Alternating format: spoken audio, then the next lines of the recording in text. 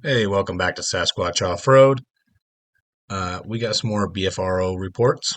This one is coming, we're back in Utah this time. This one's coming from Cache County, Monte Cristo Range. Uh, a lot happening up in that area.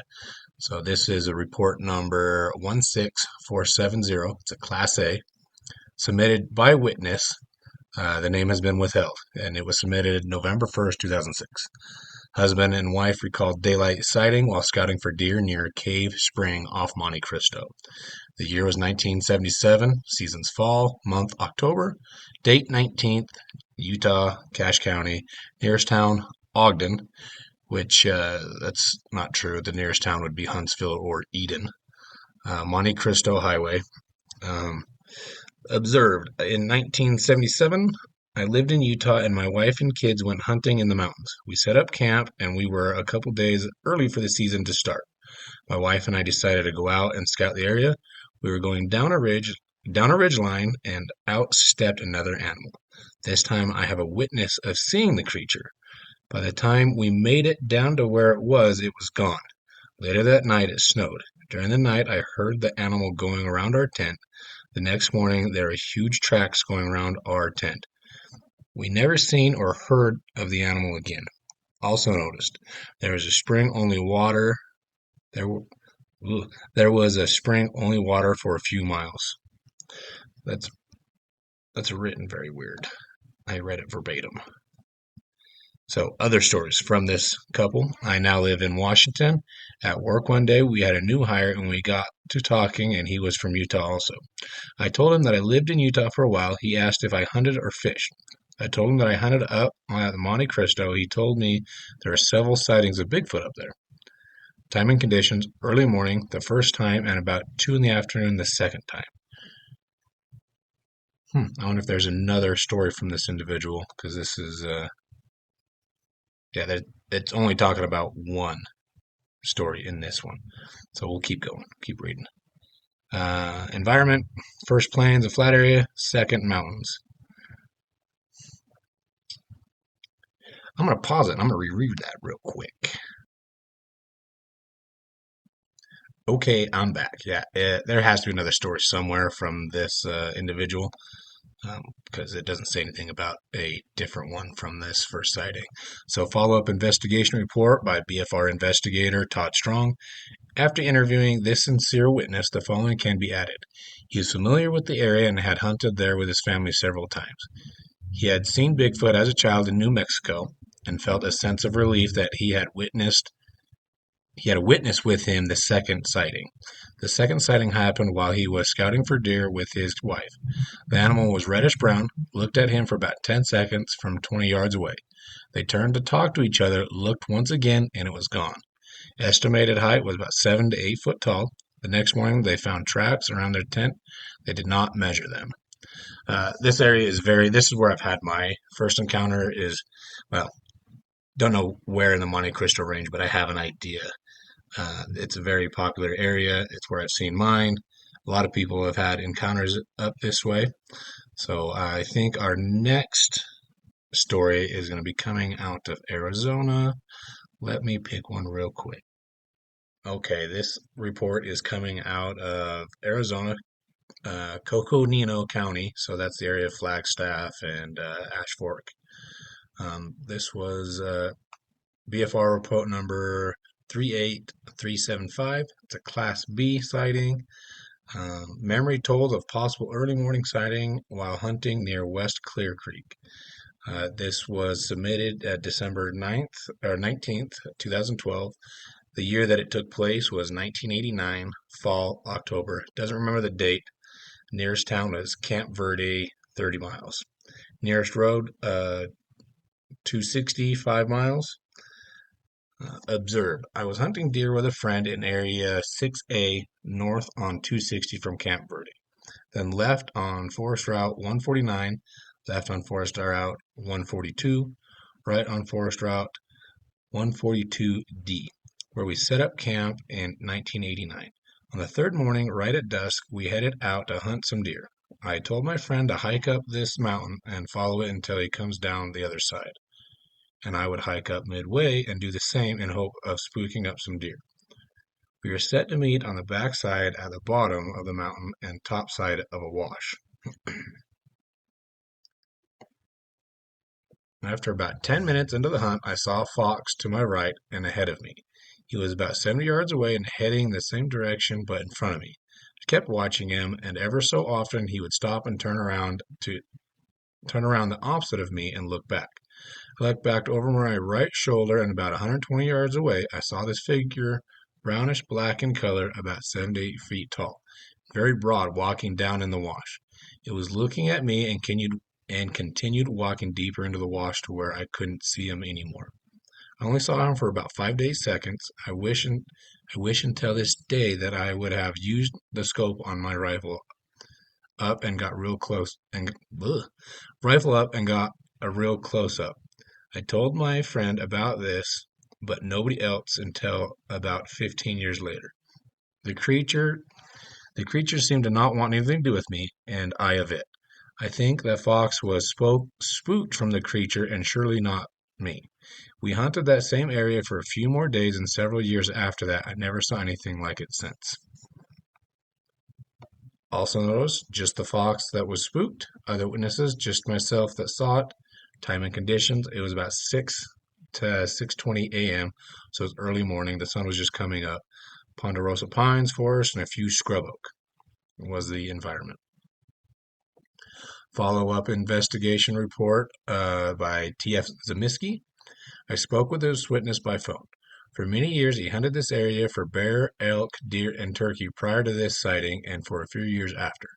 During one of his hunts, he had a very close encounter with a black bear.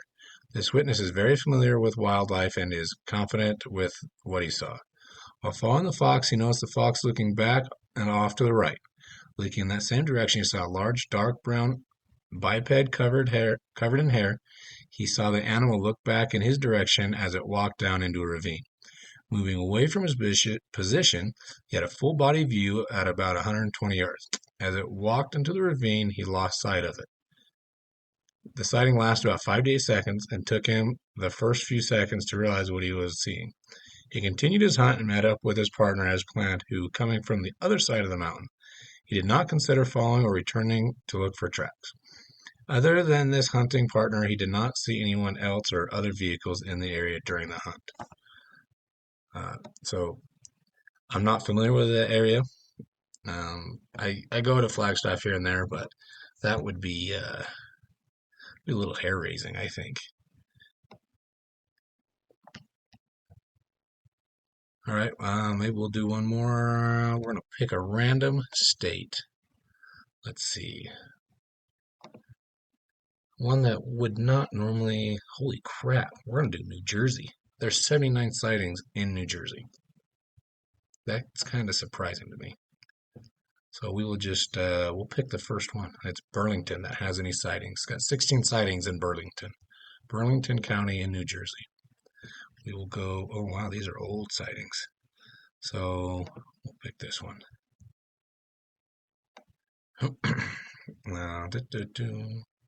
So this is BFR report 45647 Class B, submitted June 29, 2014. Year 1952 or 1953, was in the summer, June, can't remember. State, New Jersey. County, Burlington County. Okay, location details. I believe the access road into the park was off of Route 70, but you can also access this park area off of Route 72, which takes you to the Jersey Shore through the northern part of the Pine Barrens. Nearest town, Chatsworth. Nearest road, Route 70. Observed. This was a Girl Scout camping trip to what it is now the Brendan T. Barron State. Burn State Forest. Back then it was called the Lebanon State Forest. Lebanon State Forest. This is the northern region of New Jersey Pine Barrens. We were a scout troop of about 20 girls ages 8 to 10 and 3 camp counselors. The camp counselors had prepared a huge pot of spaghetti and meatballs for dinner for the first night there. To get to this campsite, you drove into the remote area on a one-car wide sand road. The sand was very soft and cars would get stuck in the sand. Then you parked. Then you parked when that road ended and hiked through the forest to a lake. I believe it was called Cedar Lake. We were to set up camp. We were to, wow. We were to set up a campsite on the bank of the lake. This was the month of June, I believe, so it was hot and very dry. Clear night, moonshine everywhere after it got dark. Well, it wasn't long after we made a campfire and started unpacking our gear that the counselors came around very upset, saying that a huge pot of spaghetti and meatballs was missing. No one had any idea where it was. She had placed it with other gear near the fire, and it just disappeared. So no dinner that night. She had us all come around the fire so she could keep an eye on us. Do head counts, then it started. The thrashing of the bushes just past the campsite in the woods around us. It circled around and around, then tree knocking over and over again. Then loud whistling, not a bird, something with a large lung capacity, long, eerie sounds. They were first on one side of the campsite, then on the other, like they were communicating with each other. The counselors decided that we were all to stay right near the fire where they could do head counts. Everyone was very afraid.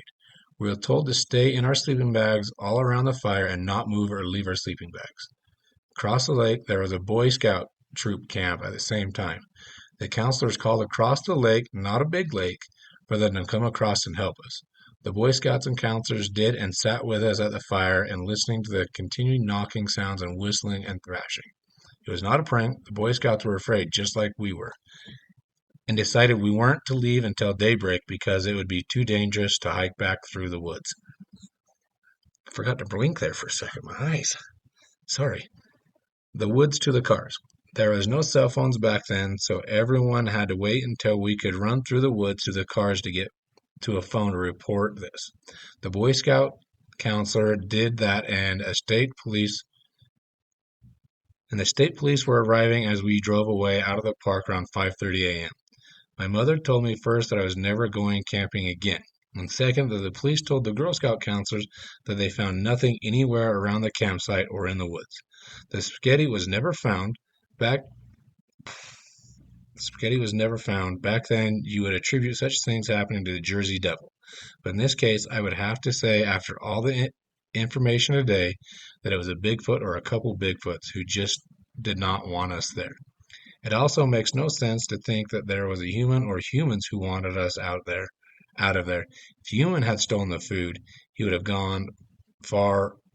He would have gone far away, so not to be caught. Certainly not scare us so bad all night long that we would call the police. Also noticed all around Chatsworth, New Jersey, were cranberry and blueberry farms as well as pig farms. It would seem to be that if I was a Bigfoot, that would be an ideal place to live. Other witnesses, many. 20 Girl Scouts, several Boy Scouts, and about 6 Scouts counselors. 3 Boy Scout counselors, 3 Girl Scout counselors. Other stories, heard many stories of the pig farmers and the dairy farmers all around there finding their livestock killed and half eaten or the necks broken or just dragged away and disappeared. Their incidents were legendary in South Jersey at the time.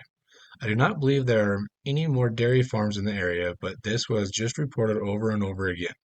My father owned two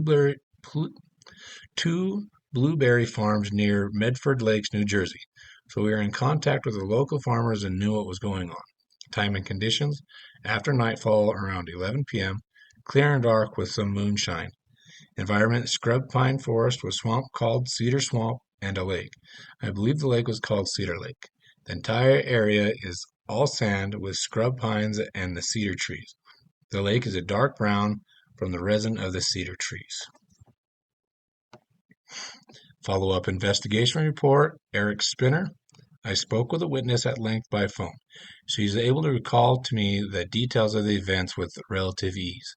She told me that back then they all attributed the events to being related to the Jersey Devil, but more and more she came convinced that they were more likely due to Bigfoot. She came to this conclusion based on programs she had viewed on TV. I've done extensive research in the area the encounter occurred in, I have numerous other reports provided to me over the years from this exact location. That reinforced the possibility that what she and the other scouts and counselors experienced that night over 60 years ago could have been a legitimate encounter.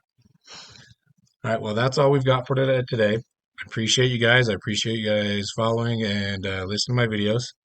And remember, you can't find them from the couch.